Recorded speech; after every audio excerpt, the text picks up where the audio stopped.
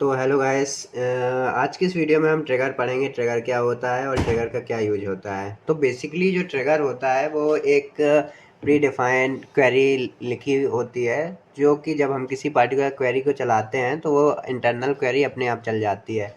क्या होता है, जो कंपनियों में बेसिकली जो डीबी है, डेटाबेस एडमिनिस्ट्रेटर होता है, वो बहुत सारी क्वेरी, इंटरनल क्वेरी जो कि ट्रिगर होते हैं, वो पहले से ही लिख के रख देता है। जैसे ही कोई नया डेवलपर या इंटर्न आता है, वो जैसे ही पार्टिकुलर क्वेरी को किसी भी क्वेरी को परफॉर्म करता है तो इंटरनल ट्रिगर परफॉर्म होता रहता है। बाय डिफ़ॉल्ट मान लो किसी नए इंटर्न या डेवलपर ने गलती से कुछ डेटा डेटाबेस से डिलीट कर दिया, तब तो ये बहुत मुश्किल हो जाएगा कि डेटा कैसे फाइंड किया जाए, क्योंकि डेटा तो सीधे डेटाबेस से डिलीट हुआ। तो इस केस में ट्रिगर काम आता है। ट्रिगर क्या करता है, इंटरनल आपने जो डेटा डिलीट किया वो उसकी कॉपी बना के किसी अदर टेबल में स्टोर कर देता है। इसी वजह से हम उससे डीबीए आसानी से वह डेटा प्राप्त कर लेता है। तो चलिए समझते हैं ट्रिगर को और अच्छे से। तो ट्रिगर जो होता है एसक्यूएल की special kind of stored program होता है। जैसे कि हमने बताया कि एक प्री रिटन क्वेरी होती है। जैसे ही वो कोई डाटा डिलीट अपडेट होता है तो वो प्री डिफाइंड क्वेरी चल के किसी अन्य टेबल में वो डाटा स्टोर कर देती है। That is automatically execute or fired when a specified events occurs in a table. So basically trigger are used to automate database tasks such as maintaining logs. Yeah, through trigger we can also maintain logs, validating data या data को validate कर सकते हैं for enforcing business rules, और ये बहुत सारी चीज़ें होती हैं। इसके लिए हम एक अलग सा एक प्रोजेक्ट बनाएंगे जो ये सब मेंटेन लॉग्स, वैलिडेट डेटा, ये सब करेगा। इस वीडियो हम केवल सीखेंगे ट्रिगर क्या होते हैं और ट्रिगर को कैसे यूज किया जाता है। तो a trigger is fired automatic, as I told that जो ट्रिगर होता है मोस्टली वो डीएमएल क्वेरी पर ही बेस्ड होता है, डेटा मैनिपुलेशन लैंग्वेज इवेंट्स। और ये बेसिकली तीन होते हैं, इंसर्ट, अपडेट, डिलीट।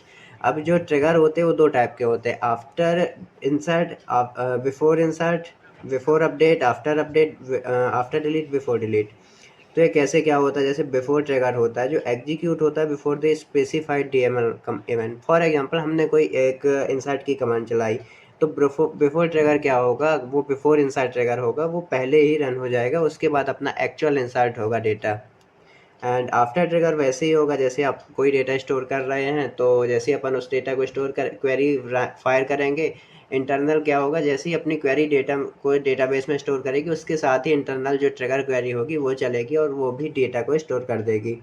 जो भी होगा, अगर उसमें ऑडिटिंग होगी तो ऑडिटिंग हो जाएगा, लॉगिंग होगी तो लॉगिंग कर देगा, और रिलेटेड जो भी होगा वो ट्रिगर अपने आप उसे रन कर देगा। Instant operator used in place of DML operation mostly in views, या व्यूज़ के कॉन्सेप्ट में इसका यूज होता है। तो सबसे पहले चलिए इसका सिंटैक्स समझ लेते हैं कैसे वर्क करता है। तो इसमें सबसे पहले क्रिएट ट्रिगर, ये जो कीवर्ड होता है ये प्री डिफाइंड कीवर्ड होता है, और इसके बाद हम इसका ट्रिगर नेम देते हैं कि ट्रिगर का क्या नाम है।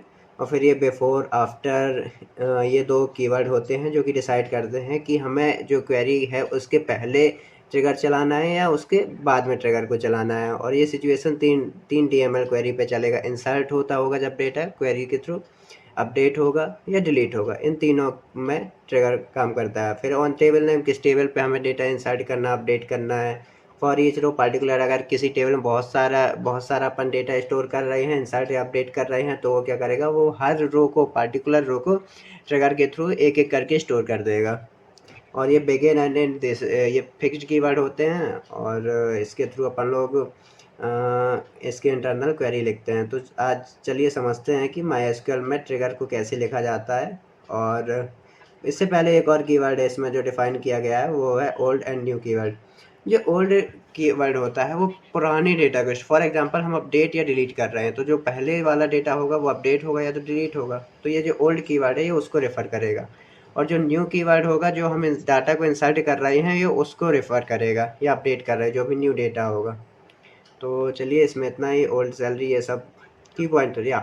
तो इससे पहले की पॉइंट्स को रिमेंबर कर लेते हैं। जो ट्रिगर ऑटोमेटिकली एग्जीक्यूट होता है, जैसे हम कोई क्वेरी रन करते हैं, ट्रिगर वाइजली, ट्रिगर बहुत ही सोच समझ के डीबीए है जो लिखता है, और अवॉइड कॉम्प्लेक्स, इसको कॉम्प्लेक्स करने के लिए करना चाहिए। ओके, तो चलिए समझते हैं। सबसे पहले एक ट्रिगर का एक सिंटैक्स समझते हैं। तो सब हमने समझा ट्रिगर क्या है, टाइप्स ऑफ ट्रिगर भी पढ़ लिए, after insert, after delete, before insert, before update, these are 6 types of triggers.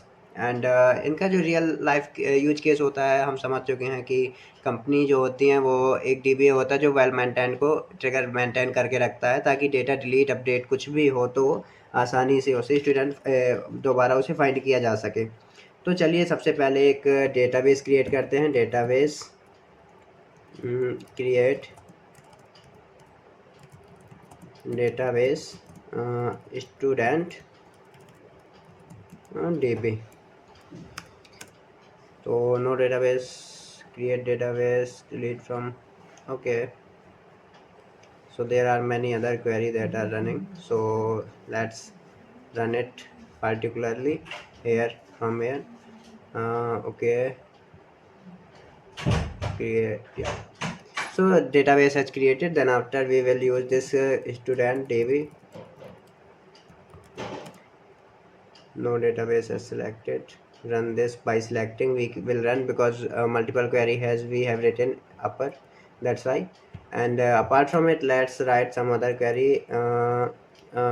Create table, for example, create table student, and here we will give id int primary key, and name varchar 100.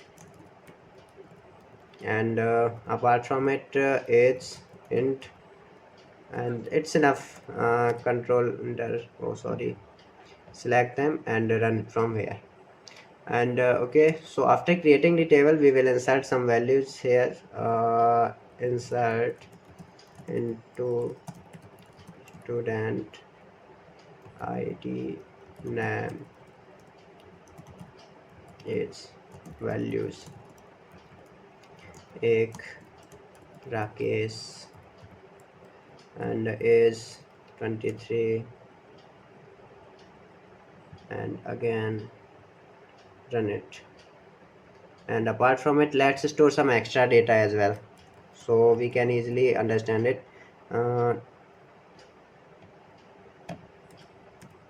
3 here Suresh, and is 33, and again select it and run it.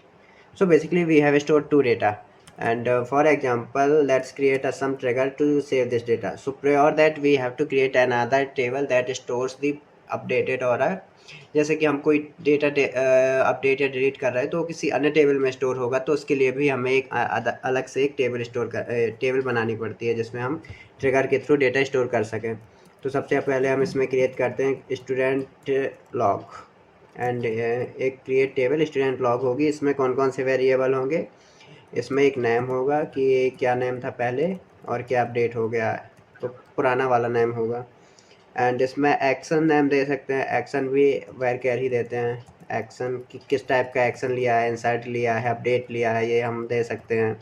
और यहाँ now यहाँ पास हम दे सकते हैं time, time को क्या लिख सकते हैं, करंट टाइम, और इसको दे देते हैं डेट टाइम। एंड यहाँ से इसको सिलेक्ट करके इस क्वेरी को भी रन कर देते हैं। या तो अब हम देख सकते हैं कि अपने जो डेटाबेस है उसमें क्या सिलेक्ट स्टार फ्रॉम स्टूडेंट, इसमें अपन ने 2 डेटा स्टोर कर दिया है। तो इसको सबसे पहले देखते हैं कौन कौन सा डेटा है। या